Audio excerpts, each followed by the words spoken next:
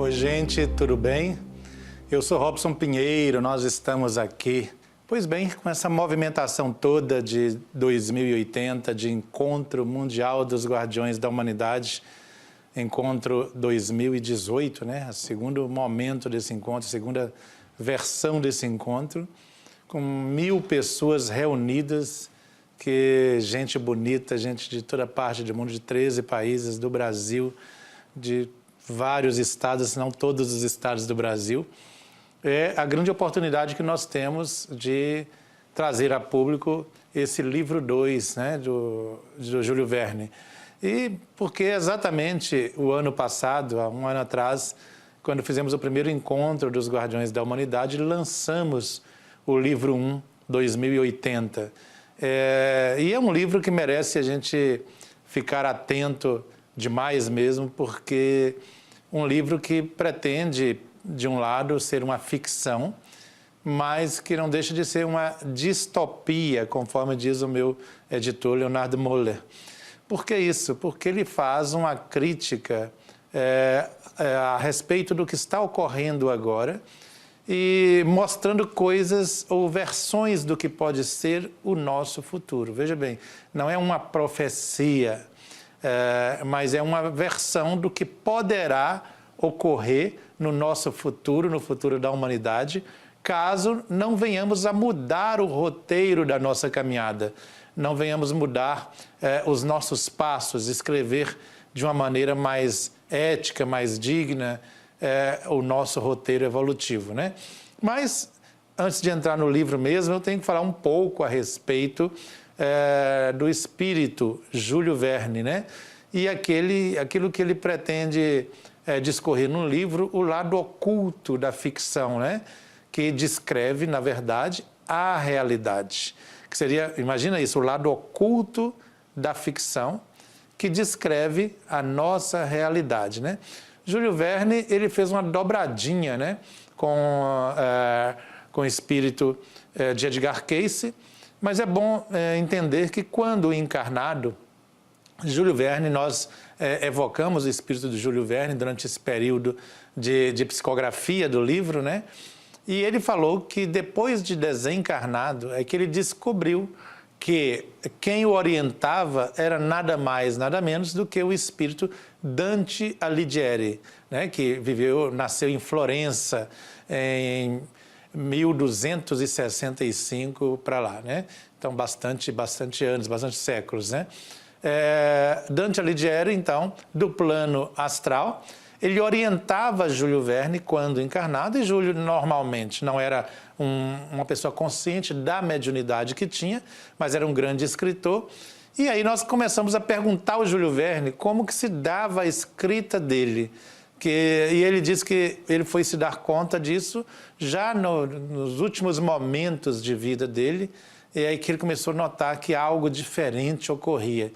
E aí nós damos a palavra a Júlio Verne no sentido de que ele trouxe na psicografia alguns tópicos do que ocorria com ele. O Júlio falava exatamente o seguinte, ele falava assim: enquanto para o meu intelecto, naquela época que ele estava encarnado, o produto dos meus escritos era uma produção dele, minha, ele falava, né? Embora uns momentos de franco e intenso transe e de exultação intelectual. Ele era levado a um momento, segundo ele falava, de exultação intelectual, que as ideias surgiam frenéticas na sua mente, e ele sentia um impulso quase irresistível para escrever.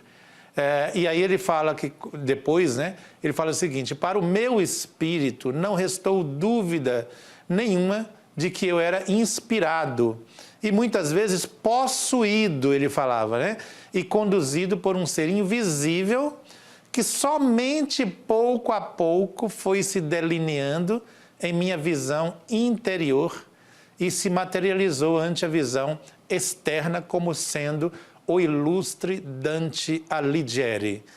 Então ele fala que somente aos poucos, ao longo da vida, que ele foi tomando consciência de que ele estava sendo inspirado.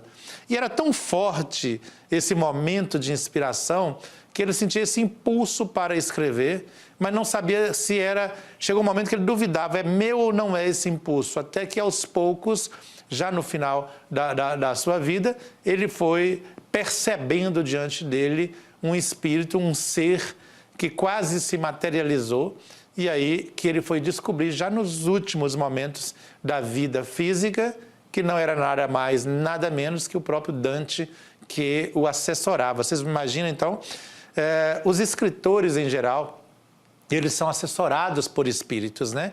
Não só escritores, mas os produtores de filme e tudo mais. E os escritos de Júlio Verne foram considerados ficção naquela época, né? E hoje são pura realidade, né? Na verdade, ele não só antecipou, mas como mais tarde ele veio falar conosco, a gente perguntou a ele algumas coisas e eu vou compartilhar o pensamento dele, né? Porque é o autor que assina o livro 2080. Ele percebia situações do plano astral. E aí, como ele não sabia descrever o plano astral, ele traduzia na forma de novelas, de escritos, né, dessa produção intelectual, mais de 100 livros escritos por ele, né? Então ele fala que Dante, na verdade, era o condutor dos escritos dele e da maioria da produção intelectual. Ele não fala que de toda a produção. Ele falou que da maioria da minha produção intelectual. Só que ele só foi tomar consciência disso nos últimos meses de vida no corpo físico, né? É interessante isso porque os espíritos o conduziram, o que ocorre com muita gente. Não precisa de você saber que é espírito que está escrevendo através de você. O que interessa é o conteúdo. Por isso que Kardec, né, ele, de um modo geral, ele explicava que o nome do espírito ou a identidade do espírito é menos importante do que o conteúdo que ele está trazendo, né?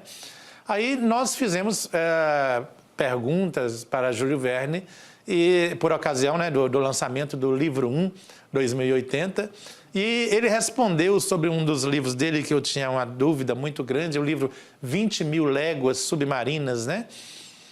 Ele pegou e respondeu na nossa pergunta para ele. Ele fala assim: o submarino descrito em meu livro era, na verdade, uma figura de linguagem da qual me utilizei o mais próximo possível do que eu vi nos processos que vocês chamam de desdobramento no plano extrafísico.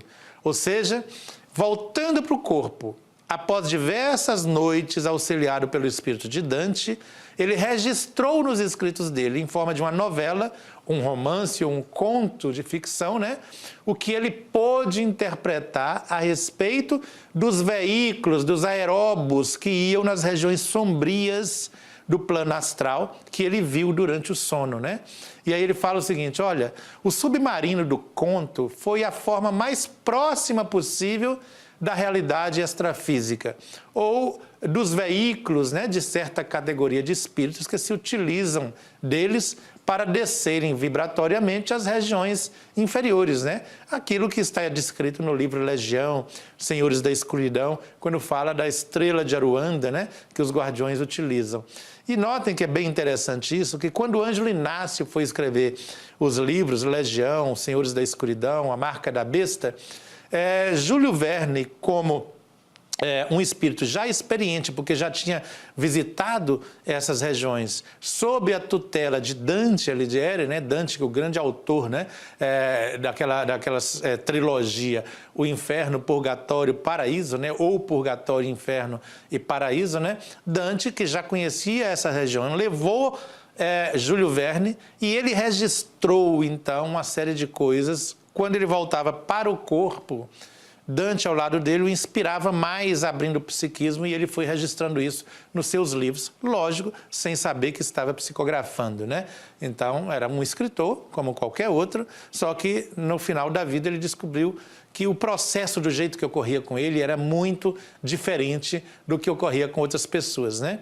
Ele completou para a gente falando o seguinte, que nos momentos do transe intelectual, né, ele sentia uma febre, tipo uma febre no cérebro dele, que pouco a pouco se alastrava por todo o corpo, mas também pelo espírito dele.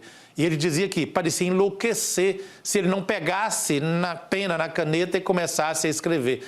Era uma coisa muito intensa. É mais ou menos o que a gente sente no processo de psicografia, principalmente a psicografia mecânica, né? Que vai vindo uma certeza, alguma coisa, uma torrente de informações, você não consegue acompanhar e a pouca mão começa a escrever. É o que o Júlio Verne, em teoria, né, o que ele diz para nós como espírito, que ele sentia na época como encarnado, né? E aí ele escrevia velozmente. Eu estou dando esses toques aqui até para a gente entender, para vocês entenderem o que ocorre no momento da escrita, quando ele estava encarnado, né? Então, veja que Júlio Verne, ele revelava coisas que ele via no plano extrafísico, traduzido em forma de uma história, de um conto, né? E ele fala, numa dessas pesquisas que fizemos com Júlio Verne, ele fala que um dos guardiões que assessorava ele, e ele não sabia definir o termo guardião, porque não era da época dele, né? E ele não tinha esse conhecimento espiritual, assim, ostensivo para se referir dessa forma, mas ele disse que tinha alguém tomando conta dele. E aí ele traduziu isso nos contos como o professor Lindenbrock, né, que aparece nos contos de Verne, né? Então você vê que é a mesma coisa que ocorre quando Ângelo Inácio descreve no livro Senhores da Escuridão, que o próprio Verne é quem oferece aos guardiões os mapas do submundo astral. E a partir daí, dessa orientação do Júlio Verne, que já conhecia anteriormente, Ângelo Inácio empreende a excursão para a subcrosta.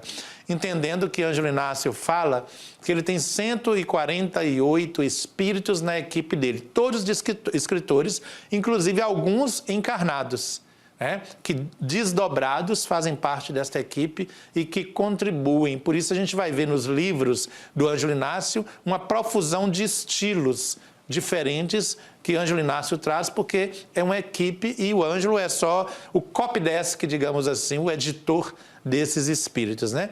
Então, Júlio Verne vem agora de uma maneira um pouco inusitada, né? Primeiro, ele tentou fazer várias revelações através do grande médium Ranieri, né, no movimento espírita, que já era ortodoxo, né, dos anos 40 aos anos 70, né? E que, devido a essa mentalidade fechada do movimento espírita, ele disse que não permitiu a ele maiores detalhes. E nem mesmo facilitou a própria ligação dele de uma maneira ostensiva com Ranieri, porque Ranieri também vivia numa situação difícil daquela época do movimento espírita e tinha medo de que essas revelações do espírito Júlio Verne pudesse colocá-lo em situação ruim com o movimento espírita, o que Ranieri não queria, que foi para o momento dele, né? Mas foi o próprio Verne quem orientou o espírito de Ranieri. E aí nós vamos ver alguns livros escritos, só para vocês terem noção, ao folhearem o 2080, aí a gente pode achar, nossa, que fantasia é esta, mas não é fantasia. Se você olhar, Verne escreveu através do Ranieri livros como Aglon e os Espíritos do Mar, O Abismo e A Segunda Morte, que também foi escrito por Ranieri, orientado pelo espírito de Júlio Verne, né? E aí nós partimos para o conteúdo de 2080. E a gente pergunta, o que é ficção? O que é distopia? O que é realidade nisso tudo, né? Então, o que ocorre é que em determinado momento, por volta de 2010, 2011, o espírito Edgar Cayce apareceu junto da gente, propondo escrever uma série do que ele chamou de profecias modernas, né? E vinha alguns detalhes bem resumidos desse escrito de Edgar Cayce, e o meu editor ficou um pouco receoso quando eu falei com ele, e falou assim, olha, Robson, é muito complicado, porque você lançar um livro dessa categoria, na linguagem que o Edgar Cayce utilizava, que foi o grande profeta norte-americano, ele desdobrava-se e falava as coisas, e a esposa dele iria anotando tudo isso, né? Poderão procurar muita coisa de Edgar Cayce no próprio Google, vocês vão encontrar. Mas Edgar Cayce queria passar abertamente algumas informações. como era do feitio dele quando encarnado.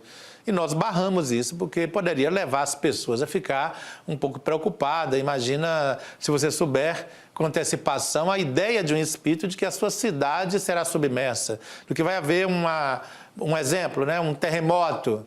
As pessoas vão ficar meio alucinadas, principalmente o pessoal espírita que tem medo demais de morrer, né? Eu nunca vi gente com medo de morrer igual espírita, né? Então, aí, como nós rejeitamos, com o tempo passou, Edgar Cayce viu que a gente não iria mesmo publicar as chamadas profecias modernas, então ele propôs ao Júlio Verne passar para ele tudo aquilo e o Júlio Verne romancear isto. Então, nós então encontramos agora no livro 2080 o fruto dessa parceria entre Júlio Verne e o espírito Edgar Cayce, né? E uma das profecias que o Júlio Verne traz, né, e que foi o Cayce quem originalmente ditou, ele fala o seguinte: antes que o homem se dê conta, a Terra toda terá de entrar em contato com a nova realidade. Uma verdade escondida, não admitida publicamente, será patenteada diante de todos, da humanidade, enfim.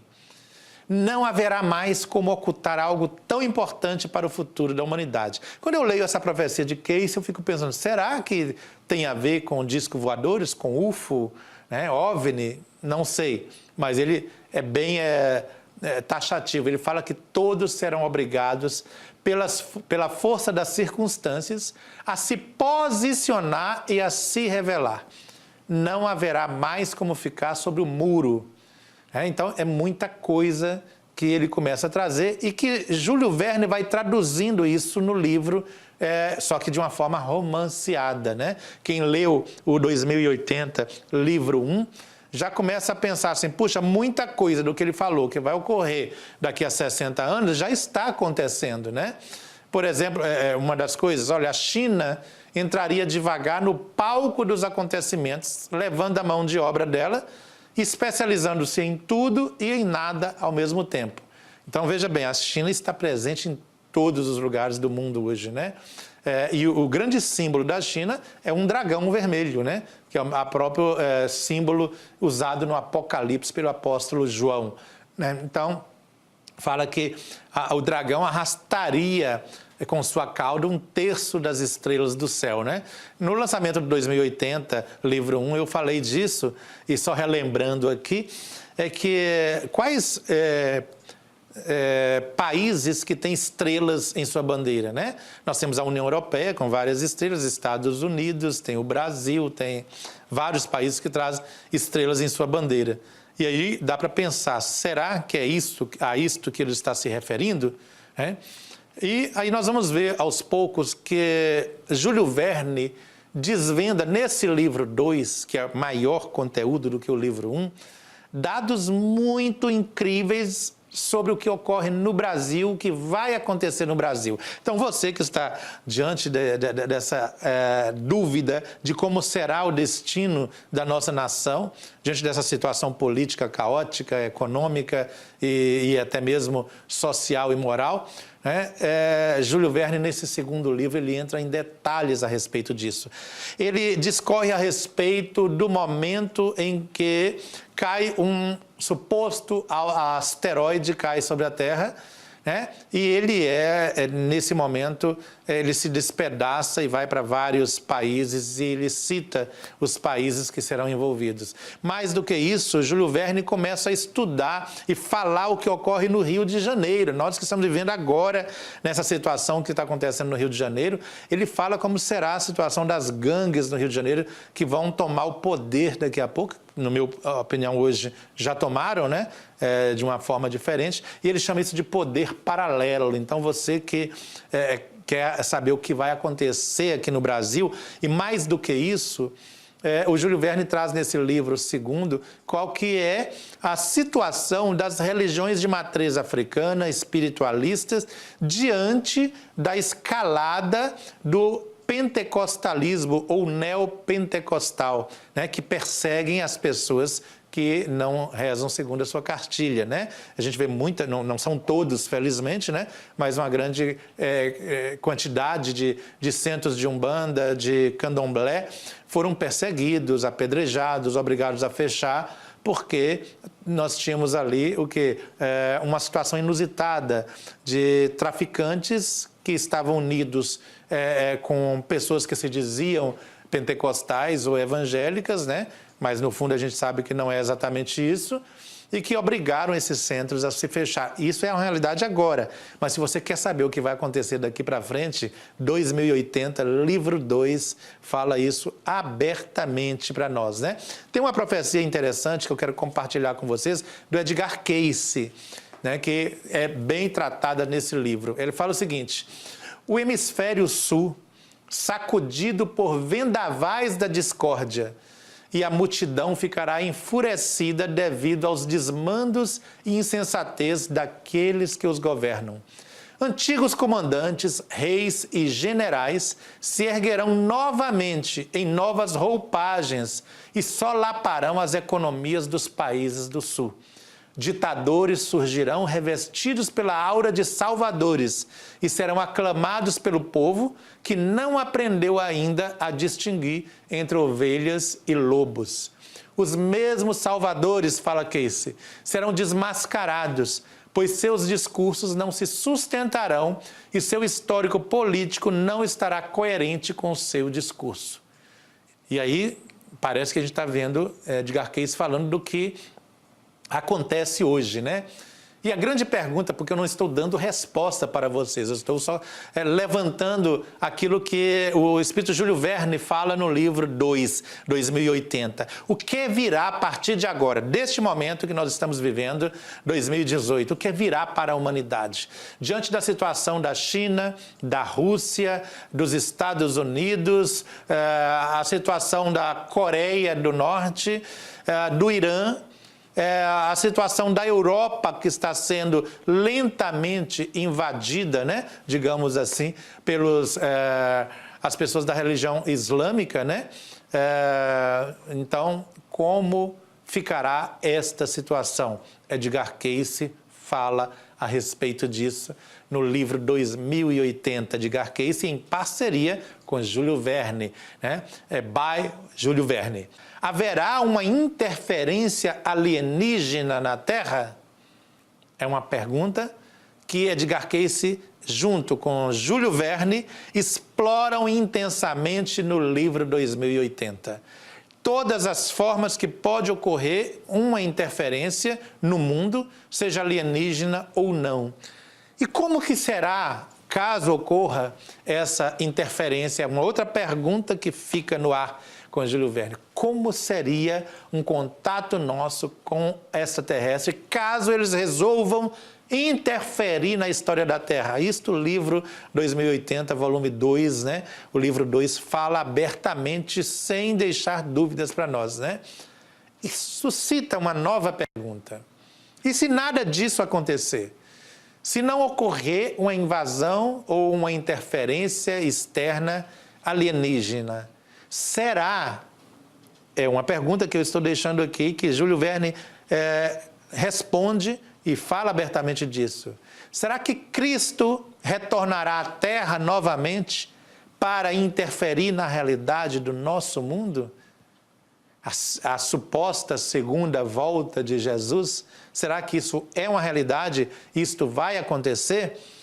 Ou seja, ele explora todas as possibilidades do nosso futuro. Por isso o nome anterior dado para o livro era Futuro Alternativo. E aí chega nas últimas páginas do livro, nos últimos capítulos, Verne começa a pôr assim: Futuro Alternativo 1, Futuro Alternativo 2, Futuro Alternativo 3, e ele termina de uma maneira brilhante e chocante o livro dele, né? A outra pergunta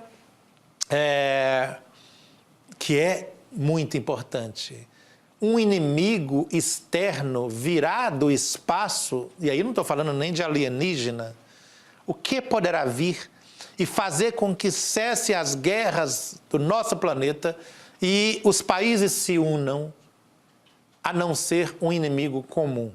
Seria esse inimigo um asteroide?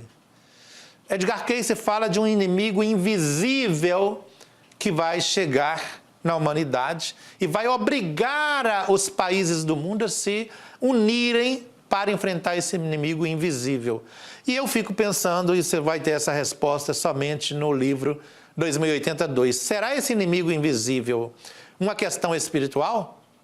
Será esse inimigo invisível um alien? Será esse inimigo invisível um vírus que vai devastar parte da humanidade? Eu estou perguntando, não estou afirmando. O livro 2080, isto é muito, muito explorado, né? E tem um texto que é muito interessante, que o Júlio Verne utiliza, e ele fala que a Terra revolta-se contra o homem e regurgita do seu interior os elementos nocivos. Serão isso os terremotos cada vez mais frequentes, maremotos, tsunamis? 2080 está aí. O que virá? O que acontecerá com o futuro do Brasil? O que acontecerá com o nosso povo?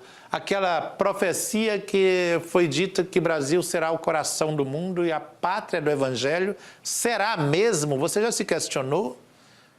Em plena era em que as pessoas estão falando a respeito da data limite, 2019, data limite, será que acontecerá isso mesmo? E a outra pergunta que o livro responde, né, como possibilidades de futuro para nós, possibilidade de futuros alternativos, né? Nós temos que acreditar realmente em profecias? Será que o que foi dito, que o Brasil será o futuro da humanidade, será que nós não estamos fazendo o contrário disso? O futuro necessariamente irá acontecer ou é uma possibilidade apenas? Júlio Verne está explorando isso no livro 2, que traz um conteúdo muito mais intenso, né? Aí vem outras perguntas. Como se desenvolverá a política no Brasil, na América Latina e no mundo? O narcotráfico no Rio de Janeiro, em São Paulo e em outros estados, mas principalmente Rio e São Paulo. O desenvolvimento das igrejas neopentecostais e a união da política com a igreja, da bancada evangélica. O que aguarda o Brasil com isso? E a perseguição que está sendo feita já hoje a outras religiões e religiosos.